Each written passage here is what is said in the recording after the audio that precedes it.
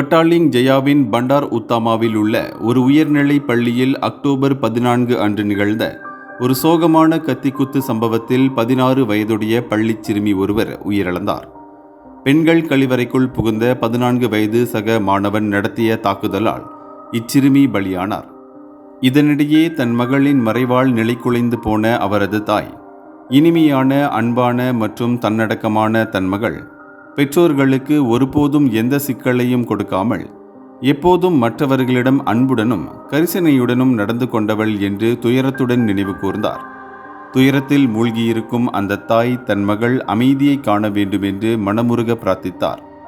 அது மட்டுமின்றி அவருக்காக பிரார்த்தனை மேற்கொள்ளுமாறு அனைவரையும் கேட்டுக்கொண்டார். இதற்கிடையில் இந்த சம்பவம் தொடர்பாக சந்தேக நபர் கைது செய்யப்பட்டு மேலதிக விசாரணை நடைபெற்று வருகிறது. இந்தியர்களின் இதய குரல் மக்களோசை.